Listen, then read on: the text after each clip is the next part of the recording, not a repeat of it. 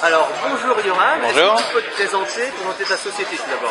Alors on est 4 cofondateurs et on vient de créer la société Buzzcard. Ça fait 1 an et demi qu'on le teste en province et le principe est assez simple de dire qu'on a inventé une nouvelle génération de cartes de visite.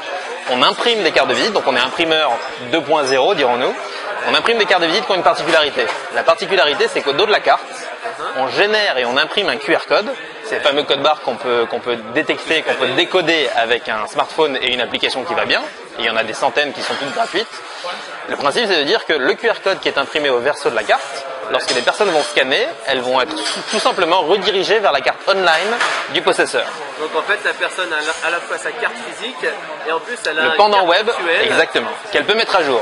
Ce qu'elle imprime, à un moment donné, ce sera obsolète. Les personnes sont amenées à changer de job, changer de poste, changer de coordonnées. Alors, comme on disait tout à l'heure, une entreprise se met en place une promotion avec un petit Complètement. morceau, regarde scanner cette carte et vous avez le droit à un cadeau surprise, une En fait, promotion, un etc. QR code, ce qu'il faut comprendre, c'est qu'un QR code encode deux types de choses. Soit ça encode des coordonnées en dur, mais qui vont être figées, c'est ce qu'on appelle les codes directs. Soit c'est tout simplement un lien vers une URL. Et l'URL peut être n'importe laquelle. Donc on peut encoder ça gratuitement sur Internet, on peut le faire. Ce que nous on propose, c'est de dire qu'on offre un service. On a créé un petit design de carte web, de carte online, et les personnes peuvent sur notre site buzzcard.fr se loguer et modifier ce qu'elles veulent quand elles veulent. Donc on va avoir 3 cibles. On va avoir les personnes qui vont penser à eux donc en carte en add-on par rapport à la carte corpo de leur boîte, donc qui vont passer des entretiens avec leur carte où il y aura peut-être juste leur nom, quelque chose d'assez simple, tu vois, même pas le nom de la boîte, juste leur nom et leur mobile. Un peu mystérieux alors. Ou même que leur nom. On pourrait très bien imaginer qu'on on devienne sa propre marque en disant voilà ma carte. Alors évidemment si tu mets que le nom et même pas un mobile ou un mail, les personnes en face qui n'ont pas de smartphone pourront rien en faire. Ouais. Donc ça peut être la carte en add-on, donc qui est pas du tout brandée, et les personnes, donc c'est toi qui as la main dessus, et quand tu vas changer au cours de ta vie professionnelle, toutes les personnes qui vont rescanner ou qui vont décider d'être alertés quand ils ont scanné la première fois, tu as la possibilité de dire je vais être alerté par mail à chaque fois que le contenu de cette carte sera modifié. Donc les personnes vont surtout changer de boîte ou de fonction ou de coordonnées. Et tu as une autre cible qui sont les sociétés qui là ont tout intérêt à prendre ce concept, non pas pour dire que une fois que la personne a quitté ma boîte, les gens peuvent la suivre dans ces nouvelles fonctions, ça m'intéresse pas. Ce que je veux moi, en tant que banque, c'est dire que quand un conseiller a donné sa carte de visite, le jour où lui est remplacé, je reprends la main, moi la société, je reprends la main en disant que Yoram n'est plus conseiller dans cette agence, c'est Benoît qui le remplace. Et donc ça n'est plus la carte Forever de la personne, mais d'un poste en particulier. Et puis même comme tu disais, des promos, des choses comme ça. Et voilà, et la troisième cible, ce sont les commerçants, les artisans, qui vont, surtout, il faut savoir que 40% des entreprises en France, des 3 millions d'entreprises, n'ont pas de site internet. Oui, c'est vrai. Donc encore moins la logique de je récupère un mail d'une personne pour lui envoyer une petite promo assez rapidement. Donc là, ce qu'on propose, c'est de faire d'une pierre plusieurs coups. Un restaurant va acheter ce type de carte de visite avec le recto, la charte graphique qu'il veut au recto. Au verso, il y a un code. Lorsque une personne qui va prendre l'addition et va voir qu'il y a une carte de visite Forever, il aura peut-être envie de la scanner. Et il va la scanner pour 2 choses. Un, avoir peut-être plus de renseignements, savoir si l'équipe ne tient pas un autre restaurant dans le coin ou en France. Mais 2, surtout, avoir la possibilité d'être alerté des modifications du contenu. Et la modification du contenu quand je suis un restaurant, je ne vais pas changer d'adresse ni de mobile. Ce sont les promos. Regardez par exemple quelle est ma carte, le menu, le nouveau menu, etc. Mais ce sera surtout je suis restaurant, je me dis tiens, il est 20h, il n'y a pas grand monde dans le restaurant, je vais faire tout de suite une petite modification, j'ai même pas besoin d'un ordinateur. Sur mon smartphone, je vais sur buzzcard.fr, je rentre mon login password en toute confidentialité et je change les pavés d'actu qu'il y a sur la carte online. Et les pavés d'actu, ça va être coupe de champagne offerte pour tous ceux qui viennent avant 21h. Et toutes les personnes... Après, tous les réseaux sociaux, complètement. Donc, on ne se veut pas un nouveau réseau social. On dit juste que quitte à imprimer des cartes de visite, et contre toute attente, ils s'en impriment 15 à 20% de plus chaque année en France, et donc en Europe aussi, tout simplement de dire quitte à imprimer des cartes de visite, autant les rendre vivantes. C'est tout. Et nos prix défient en plus toute concurrence. Alors c'est ce que j'allais te proposer, de nous indiquer quel est le prix en fait de 100 cartes. On est parti sur des cartes de visite très haut de gamme, donc ce qu'on appelle impression sur offset, pas des impressions numériques où on a l'habitude de faire 100x ou 200x. Donc on fait du 250x, du 500x et du 1000x. Et les 3 prix, avec ces cartes uniquement haut de gamme, même s'il y a 3 finitions, c'est du 350 grammes sur offset. c'est 75 €, 100 € et 125 €. Donc ça fait un prix à la carte à 0,25. On va tomber sur 1000 cartes à 125 €, ça fait 12 cents la carte, livrée. 12 cents, c'est comme très raisonnable. En réalité, on est entre 2 et 3 fois moins cher que les Copytop et tous les reprographes qui ont pignon sur rue. On va se retrouver sur des prix de Vistaprint, etc., mais sur un niveau de qualité qui est le plus intéressant. 350 grammes, offset. Voilà. Alors là, on a vu un usage donc, à travers votre société.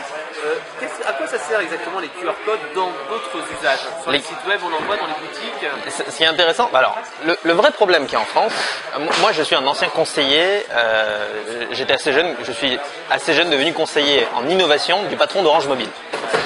Et je me suis complètement planté lorsqu'il y a 10 ans, j'avais annoncé que les QR codes allaient arriver d'Asie et faire un raz-de-marée en Europe. En réalité, c'est faux. Ça a mis le temps que ça a mis. Aux États-Unis, c'est arrivé avant l'Europe. Donc aux États-Unis, une affiche sur 4 ou 5 contient un code. Mais encore faut-il que le code donne envie à la personne de le flasher. Ouais, parce que souvent on voit un QR code en bas et on ne sait pas pourquoi. Et si c'est pour envoyer juste vers l'URL qui est le site internet, il y a la même promo, il n'y a rien de plus. Ça n'est pas du tout intéressant. L'intérêt d'un QR code, c'est d'encoder une URL qui est finalement imbitable. C'est-à-dire que, carton d'invitation. Je reçois un carton d'invitation, il y a un QR code. Je scanne ce code, il est personnalisé. Donc ce code a été imprimé que pour moi, parce que je suis Yoram Moyal et j'ai reçu ce carton d'invitation. Je scanne et on me dit « Bonjour Yoram, est-ce que vous venez ou pas ?» Ouais. Et donc en un clic, je n'ai plus besoin de coupon-réponse. En un clic, ça se fait. Je ne vais pas aller sur Internet. Voilà, je n'ai pas besoin d'aller sur Internet et cliquer sur 5 boutons pour arriver à l'événement et savoir si oui ou non je viens. On arrive directement sur une URL bien précise. Et donc même si l'URL c'est galerielafayette.com/événement national /inscription/vidéo YouTube, ben voilà, quelque chose qui est imbitable, c'est pas grave. Un code va encoder une URL qui peut être très très longue. C'est le cas chez nous. On encode une URL qui est très longue, qui est une page qu'on héberge, qui est unique, voilà, et que personne ne peut hacker. C'est-à-dire personne ne va changer un si sans Z, parce que c'est une URL très complexe. Il ne s'agirait pas que vos cartes, que les coordonnées des personnes se retrouvent sur Internet. C'est quand même super confidentiel. Donc les QR codes, ce qui manque en France, mais c'est en train d'arriver, c'est les bons use cases, les bonnes applications. Alors dis-moi, quelles sont les bonnes applications? Il y a une application exceptionnelle qui est sortie encore une fois en Corée du Sud, et c'est le groupe Pesco qui a imaginé. Ah, c'était pas dans le métro avec justement les gens qui pouvaient faire leurs courses directement, c'est ça? C'est la quintessence même du code. Alors vas-y. Quitte à imprimer des choses, autant les renvoyer vers un contenu qui est intéressant. Tesco s'est dit, plutôt qu'investir des dizaines de millions d'euros pour créer des nouveaux hypermarchés et prendre la première place devant leurs concurrents, si on allait vers les gens.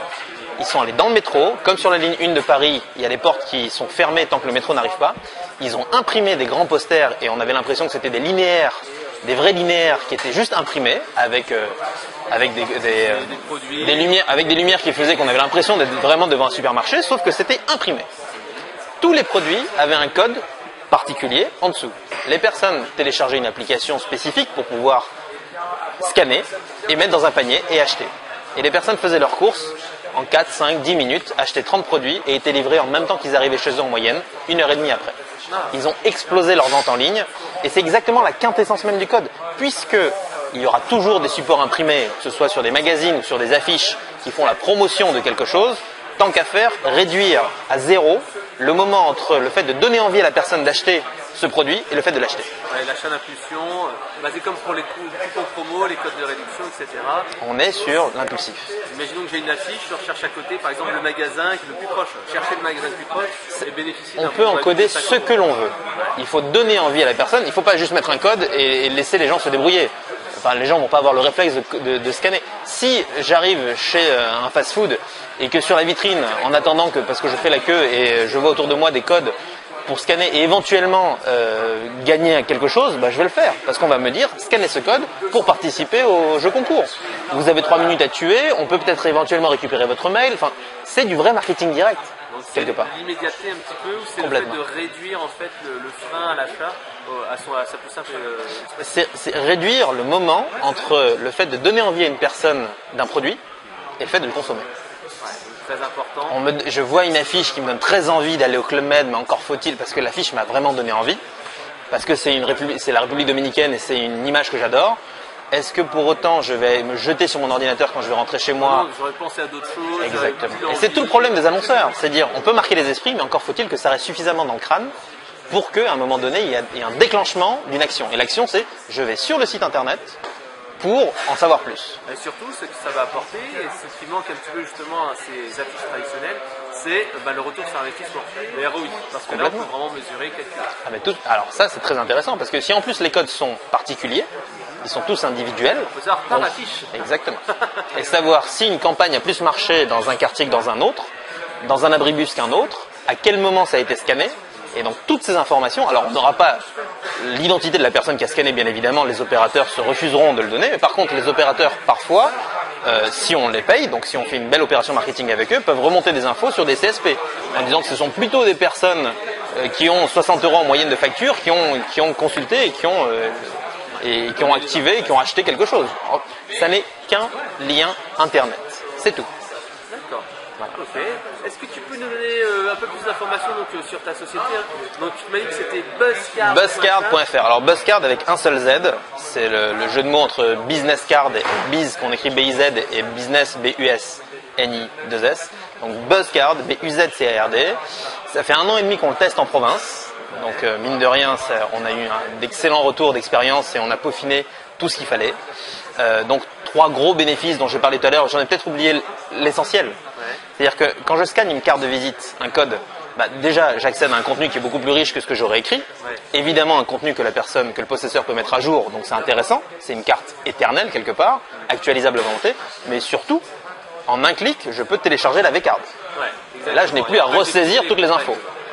Donc c'est peut-être l'info que j'ai oubliée et c'est marrant parce que c'est en province qu'on nous a remonté en disant attendez, on ne veut pas avoir de l'alerting, on veut pas tout ça, on veut juste la chose simple. Vous nous avez promis qu'en un clic on pouvait éviter de tout ressaisir.